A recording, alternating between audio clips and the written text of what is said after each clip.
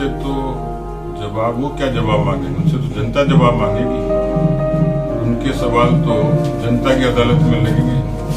वो तो वे पहले भी नहीं करते, तो उनका ट्रैक देखेंगे तो सत्ताधारी दल के लोगों की जो सवाल पूछने की फ्रीक्वेंसी थी पहले भी कम थी। लेकिन मैं तो विपक्ष भी सवाल ज्यादा नहीं पूछ रहा, क्योंकि जो सवाल है इतने सारे विधायकों में और एक विधायक 30 कर सकता है। यहाँ परिस्थिति अलग है और उस परिस्थिति में क्या स्थितियां बनेगी, ये स्थिति बीटीपी के साथ भी है और बीएसपी के साथ भी है। लेकिन बीएसपी क्योंकि स्पीकर के आदेश के अनुसार तो मर्ज हो चुकी, न्यायालय क्या फैसला देता है ये मुझे लगता है कि उसके निर्णय के बाद कुछ चीजें स्पष्ट होंगी। परिवार सब मिले हुए हैं, परिवार भी मिलन है, बाकी सारे 30 द्वार सब मना लिए। आवश्यकता रहेगी तो मैंने कहा ना, कोई हमें छुपा के करने की आवश्यकता नहीं, बहुत लंबे में बाड़े में रखने की आवश्यकता नहीं। ये हमारा अपना आउटलुक है कि हम कब बुलाते हैं। ये मान के चले कि मौजूदा सियासी घटनाक्रम को लेकर चर्चा है, क्योंकि अब तक तो आपकी नजर में तो कुछ भी कारण हो सकता है, लेकिन वो पार्टी की सम्मानित सदस्य है, राष्ट्र की उपाध्यक्ष है और व्यक्ति आपस में राजनीतिक लोग मिलते भी हैं, बुलाया भी जाता है, जाया भी जाता है। अब उसका आप कुछ भी अर्थ निकालते हैं, लेकिन ये सामान्य मुलाकात है और इसमें मुझे लगता है कि आपको बहुत ज्यादा क्वेरी करनी हो तो नेताजी से पूछ लेना चाहिए।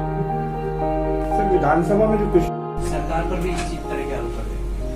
देखिए, अभी ये जो सूची जारी हुई है इसकी सत्यता क्या है ये तो पता लगेगा, कोई ठीक तरीके की इन्वेस्टिगेशन हो जाए।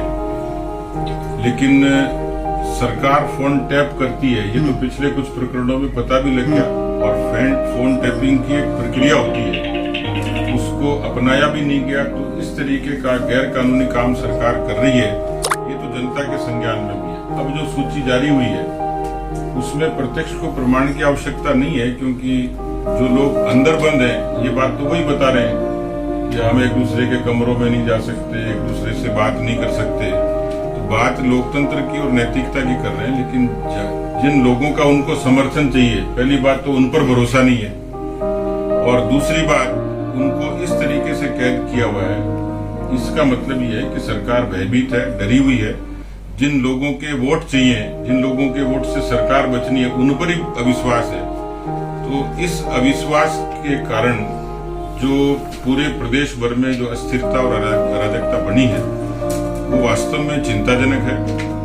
और इस तरीके से सरकार काम करती रही तो ऐसी सरकार को, ऐसी कमजोर सरकार को, मुझे लगता है कि अपने आप में ही वो जो कहावत है कि जो डर गया सो मर गया, इतनी डरी हुई सरकार कब तक बचेगी? इंतजार है, लेकिन इस बीच शुभकामना ये भी थी कि दूरस्थ विधायक जो भी आपके हैं उनको फोन पर ही जानकारी दी गई, अलर्ट रहो, सामान के साथ तैयार रहो। कितनी सच्चाई है इसमें? तो बिल्कुल भी सच्चाई नहीं है। बाकी हमारे अपने विधायक हैं, उनसे हमारा संवाद भी जरूरी है।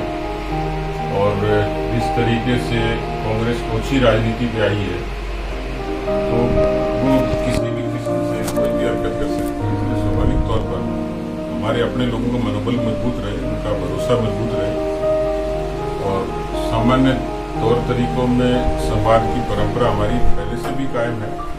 सत्र शुरू होगा तो उसके नाते भी उनके क्षेत्रों की भी खूब सारी समस्याएं, जिसमें अभी हमें 30 प्रश्न लगाने के भी विधानसभा से अनुमति मिली है। तो अपने अपने क्षेत्रों में अपराध, किसान, खेती, इन सब से संबंधित जो विधानसभा के प्रश्न है जिसका सरकार से जवाब मांगना है, उनकी भी हमें तैयारी करनी है। और इसलिए राज्यसभा के दौरान भी एक तरफ सरकार बहुत लंबे अरसे तक पड़ी थी वहाँ, हमने मात्र 2 दिन में, क्योंकि ये आवश्यक भी है, अनैतिक भी नहीं है, असंवैधानिक भी नहीं, हमारे अपने लोग एक साथ रहें, एक छत पर रहें और जो पार्टी के भीतर और पार्टी के बाहर जितनी राजनीतिक घटनाएं उनका ठीक तरीके से मंथन करके और हम एक मजबूत विपक्ष के नाते अपनी भूमिका निभाएं। वो केवल एक विधायक नहीं है, पार्टी के भी जिम्मेवार हमारे परिवार के सदस्य हैं, इसलिए उनसे हमारी बराबर संवाद ये जरूरी है। इस नाते इसमें न अलर्ट की आवश्यकता है, न किसी सामान की आवश्यकता है और जब रहेगी तो आपको पता लग जाएगा।